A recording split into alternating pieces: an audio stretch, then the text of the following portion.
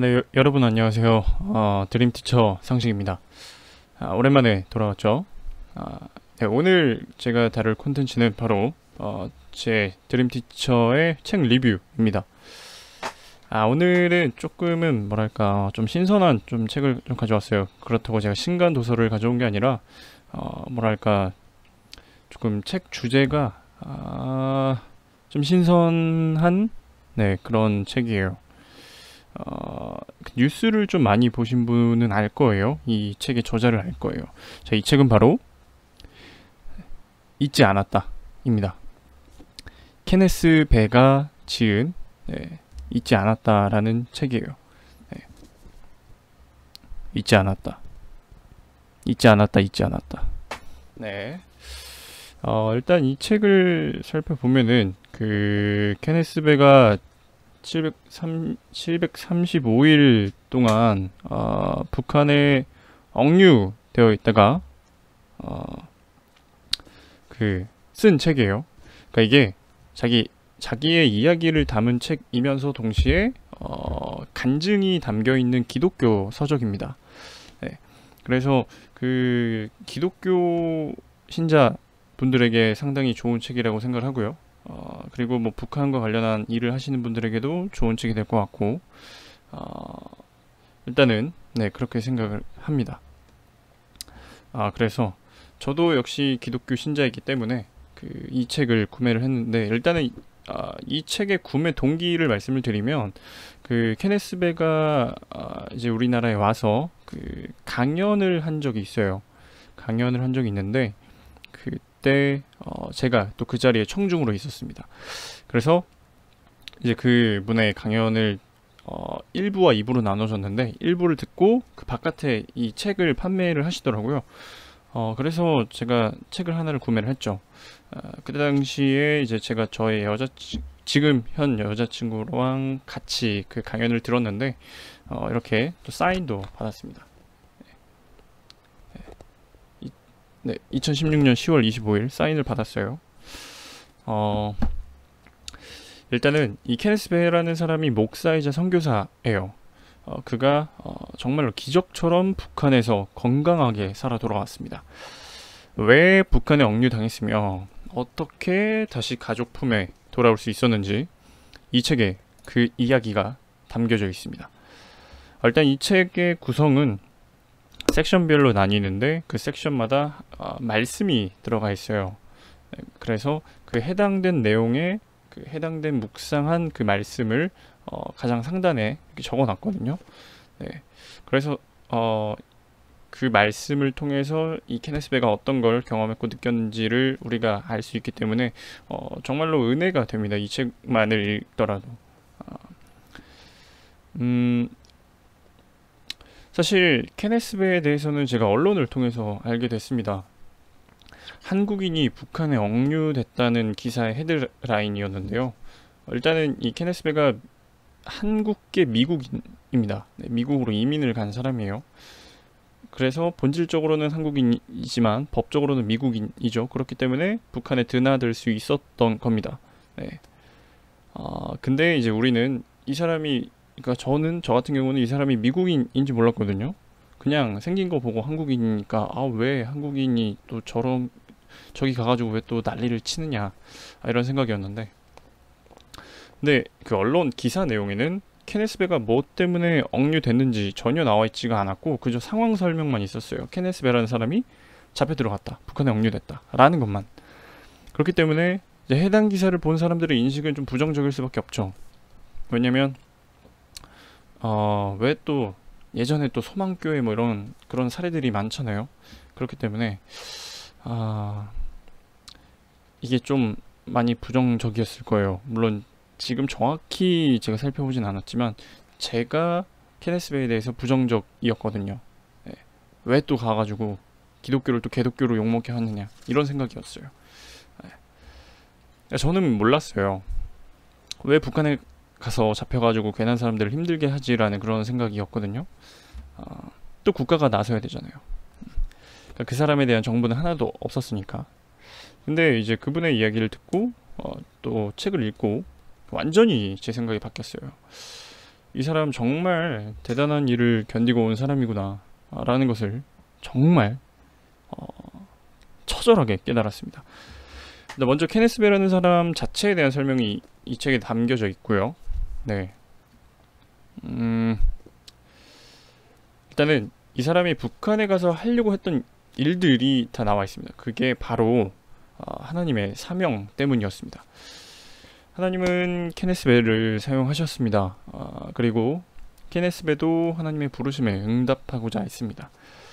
케네스 베는 이제 항상 그 북한에 억류됐을 때도 주님 저를 사용해 주세요 라고 기도를 했다고 합니다. 나약한 인간이지만 하나님의 사명을 감당하기 위해서 정말 많이 노력을 했다고 해요. 북한에서의 삶이 고통스러워서 넘어질 때도 있었지만 그럴 때마다 하나님의 임재하심을 구했습니다. 그렇게 극복을 해 나갔던 거죠. 하나님과 함께하는 삶을 가슴 깊이 경험한 케네스 베는 그런 사람이었습니다. 또 이 책에 이런 말씀이 있어요. 나로 말미암아 너희를 욕하고 박해하고 거짓으로 너희를 거슬러 모든 악한 말을 할 때에는 너희에게 복이 있나니. 그러니까 하나님을 믿는 자들에게는 뭐 비난과 비판과 그런 고통과 모욕과 수치스러움이 있겠지만 나로 말미암아 너희가 욕을 당할 때에는, 욕을 받았을 때에는 너희에게 복이 있나니. 케네스 베 역시 이 일을 통해서 비판받았을지 몰라요. 비난받았겠죠. 물론 저 역시도 부정적이었으니까. 근데 어쨌든 결국 결과론적으로는 북한에서 풀려났고 그 북한에서 있었던 일들을 가지고 또 이렇게 북한의 실상을 알릴 수가 있었고요. 뿐만 아니라 북한 그 감옥에 있었던 그 간수들에게 하나님의 말씀을 전파할 수 있었다고 합니다.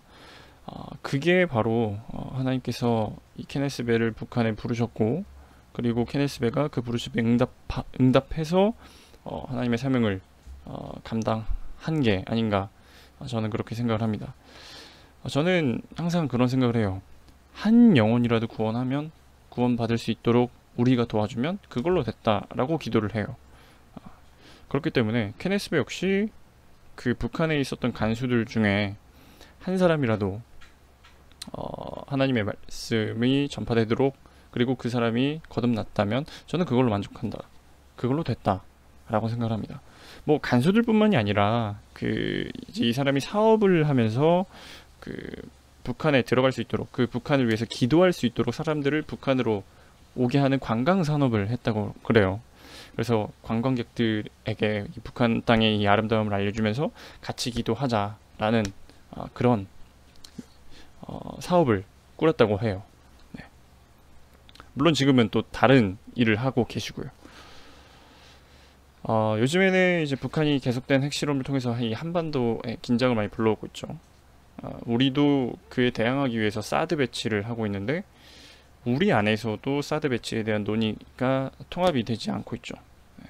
그리고 미국과의 관계도 말이 많고요. 도대체 뭘 어떻게 해야 할지 갈피가 잘 안 잡히죠. 일단 대체적으로 예전 사람들은 통일이 되기를 원해요. 뭐 요즘 젊은이들은 뭐 통일이 되건 안 되건 상관없다라는 마인드고요. 그러니까 분위기가 사뭇 좀 달라졌습니다. 물론 정확한 자료 조사에 의한 그런 말은 아니에요. 네, 그냥 제가 느끼기엔 그런 거예요. 네, 사실이면 더 좋겠고요. 어쨌든 일단 북한은 우리 민족이고 우리가 통일되어야 할 대상 중에 하나이지 않습니까? 유일한 분단 국가이기 때문에 저는 그들이 피해자라고 생각을 합니다. 북한 주민들이 피해자라고 생각을 해요.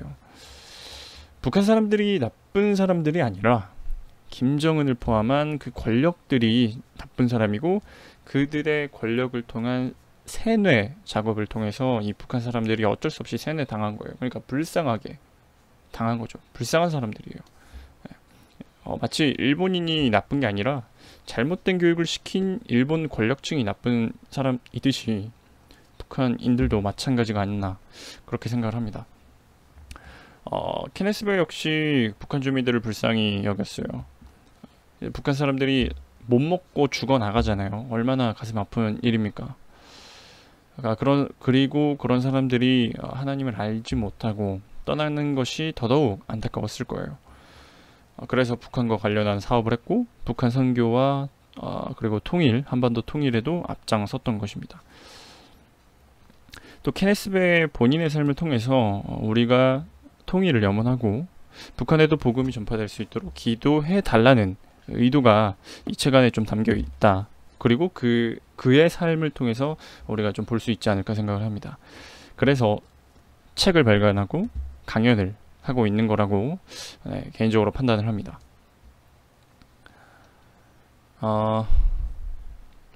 사실 이 케네스 베는 통일을 원하죠. 네.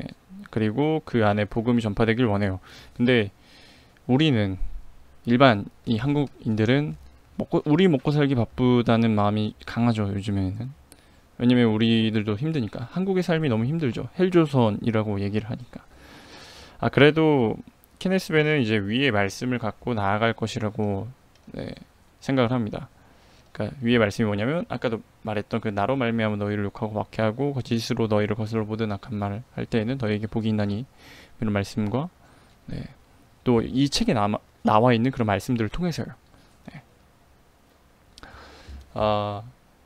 하나님의 말씀이 없는 곳에 전파하는 것이 우리들의 기독교인의 사명이기 때문에요. 그렇기 때문에 우리 기독교인 역시 그런 북한을 향해서 소망을 품고 기도해야 하지 않나, 그런 생각을 저 역시 가지고 있습니다. 이 책은 정말 간단하게 말하면 진짜 간증서, 이 자체로 간증서예요. 저도 요즘에 참 제 삶이 잘 안 풀려서 정말 많이 힘들어요. 제가 가고자 했던 길을 가고 있는 데 있어서 이게 하나님이 주신 길이라고 생각을 하고 그렇게 6년 동안 달려왔거든요. 축구 칼럼니스트, 축구 해설위원의 길을 가고 있었거든요. 근데 지금은 잠정 중단한 상황이죠. 많이 좀 억울했어요. 제가 이 길을 가면서 기도를 하면서 이게 내 길이구나라는 생각을 했는데, 결국에는 지금 상황이 이렇게 변해버렸잖아요. 그래서 또 하나님을 원망했죠. 당신이 원하셨던 길이 이 길이라고 생각을 했는데, 그리고 그렇게 기도를 했는데 왜 지금 내가 이런 고통을 받고 있어야 되느냐, 그런 생각을 정말 많이 하고 있어요. 근데 이 책을 통해서 정말로 내가 지금 해야 될 게 무엇이냐라는 것을 좀 깨달았죠. 내가 지금 집중해야 할 대상이 누구고, 내가 더 말씀 보고 더 기도해야 하는데 더 좌절하고 더 원망하고 있으니까 잘못된 방향을 제가 가고 있었던 거죠. 그래서 케네스 베도 역시나 북한에서 참 고통스럽고 정말로 하나님을 원망할 수도 있었겠죠. 저를 구해주세요. 왜 제가 그작 사소한 실수 때문에 내가 북한에 억류되어야 했는지, 하나님은 모든 걸 하실 수 있는 분인데 왜 나를 빨리 구원하시지 않는지, 이런 생각도 했지만 결국에는 이 나를 구해주세요에서 나를 사용해주세요라고 기도가 바뀌었다고 합니다. 그러니까 정말로 그 힘든 상황 속에서도 하나님의 임재하심을 구하고 또 경험했고 또 그거를 실천한 거죠. 우리는 하나님을 믿다가도 많이 연약해서 넘어집니다. 그래서 하나님을 원망합니다. 그러나 이 케네스 베, 정말 이 북한의 삶, 북한 그 노동 교화소, 우리는 상상할 수도 없는 그런 고통이 있는 곳일 거예요. 아마 정말 지옥과도 같은 곳일 거예요. 근데 그 안에서도 하나님을 바라보고 결국엔 하나님께서 그를 꺼내주셨어요. 구원해 주셨어요. 이 케네스 베는 믿었어요. 결국에 하나님 살아계심을 믿고 그렇게 나아가다 보니까 결국에 하나님께서 구출해 주신 거죠. 우리는 인내하지 못해서 항상 하나님을 원망하죠. 그러나 결국에는 하나님이 일하시고 기적을 베풀어 주시고 역사하시고 은혜 베풀어 주신다는 것을 우리가 전적으로 신뢰하고 나아가야 하지 않을까 싶습니다. 취준생으로 많이 힘든 상황을 겪고 있지만 이 케네스 베의 간증서를 통해서 많은 것을 깨달았고요. 정말로 제가 할 수 있는 것은 아무것도 없고 모든 것을 하나님께 좀 맡겨드리면 그게 저를 위한 길이고 그리고 정답이고 또 하나님을 묵상하고 기도했을 때 분명히 제게 말씀하실 거라고 믿습니다. 사실 이 책을 이 유튜브 영상으로 올리는 것이 제가 나중에 혹은 뭐 케네스 베 선교사님이 나중에 뭐 북한 사역을 하는 데 있어서 방해 혹은 피해가 되지 않을까 싶어서 케네스베 선교사님에게 메일을 보냈는데 답장이 없으셨어요. 어차피 지금은 뭐 북한이 아닌 다른 나라에서 북한을 위한 일들을 하고 계신데, 물론 저도 뭐 북한에 들어갈 수 없는 상황, 저는 이제 북한에 뭐 못 들어가죠. 왜냐면 한국인이니까. 공식적으로 뭐 국가와 관련한 그런 대에서는 들어갈 수 있겠죠. 어쨌든 제가 민간인으로서 갔을 때는 아마 이 영상이 북한에 뿌려지면 저도 블랙리스트에 오르겠죠. 뭐 그런 걱정 아닌 걱정이 있겠지만 저는 뭐 상관없습니다. 예. 통일이 될 수 있도록 기도할 거니까 예, 걱정하진 않습니다. 삶이 힘들거나 하나님을 더 깊이 알고 싶거나 북한에 대한 소망이 있거나 하는 그 모든 사람들에게 정말 적극 권해드립니다.